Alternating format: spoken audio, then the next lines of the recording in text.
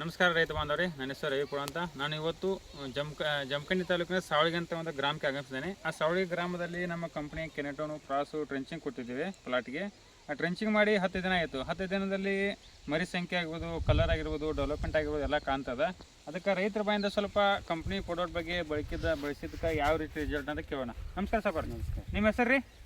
ಹಿರಾಚಂದ್ ಬಾಗೇವಾಡಿ. ಬಾಗೇವಾಡಿ ರೀ. ಊರ್ರಿ? ಸಾವಳಗಿ ರೀ. ನಮ್ಮ ಕಂಪ್ನಿ ಕೆನೆಟೋನು ಪ್ರಾಸ ನಿಮ್ಗೆ ಡ್ರಿಂಚಿಂಗ್ ಕೊಟ್ಟೇನಿ ರೀ.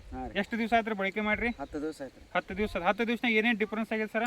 ಕಲರ್ ಬಂದೈತ್ರಿ, ಹಾಂ ರೀ. ಮರಿ ಸಂಖ್ಯೆ ಹೆಚ್ಚಾಲತ್ತೈತ್ರಿ. ಹಾಂ ರೀ. ಮತ್ತು ಇನ್ನೂ ಒಂದು ಡೆವಲಪ್ಮೆಂಟ್ ಆಗ್ಬೇಕಾಗಿ ಈಗ ಮಾಡೋಕ್ಕಿಂತ ಮುಂಚೆ ಯಾವ ರೀತಿ ಇತ್ತು ರೀ ಸರ್? ಸ್ವಲ್ಪ ಇದನ್ನ ಇತ್ತು, ಅದು ಒಳದ್ರ ಹೊತ್ಲೆ ಇತ್ತು. ಕಲರ್ ಇದ್ರಿಕಿಲ್ರಿ, ಮರಿ ಸಂಖ್ಯೆನೂ ಇದ್ರಿಕಿಲ್ರಿ, ಮರಿ ಏನೈತಿ ಎಲ್ಲ ಪೂರ್ತಿ ಕಪ್ ಆದಂಗ ಆಗೈತ್ರಿ. ತಪ್ಪಲ ಈ ರೀತಿ ಇತ್ರಿ ಎಲ್ಲ, ಪ್ರತಿಯೊಂದು ಇತ್ರಿ.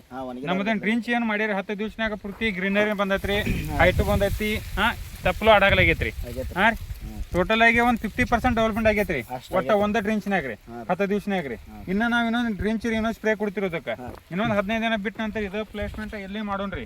ಯಾವ ರೀತಿ ಡೆವಲಪ್ಮೆಂಟ್ ಐತಿ 4 ಜನ ಬಂದು ನೋಡ್ಬೇಕ್ರಿ. ಆ ರೀತಿ ಮಾಡಿ ಕೊಡ್ತಾನ್ರಿ. ನಮ್ಮ ಕಂಪ್ನಿ ಪ್ರಾಡಕ್ಟ್ ಬಳಕೆ ಮಾಡಿ ಏನ್ ಅನ್ಸತ್ ಸರ್? 10 ದಿವಸ ನಿಮ್ಗೆ ರಿಸಲ್ಟ್ ಚಲೋ ಬಂದೈತ್ರಿ, ಚಲೋ ಅನಿಸ್ತೈತಿ. ಮತ್ತು ತೊಗೋಬೇಕು ಮಾಡ್ಬೇಕು ಅಂದೈತಿ. 4 ಮಂದಿ ರೈತರು ಏನ್ ಹೇಳಕ್ ಇಷ್ಟಪಡ್ತೀರಿ? ನಾವು ಇವ್ರಿಗೆ ಮತ್ತೆ ನೀವು ತಗೋರಿ ಅಂತ ಹೇಳ್ಬೇಕು ಇಷ್ಟಪಡ್ತೀನಿ. ನಮಸ್ತೆ ಸರ್. ನಮಸ್ಕಾರ.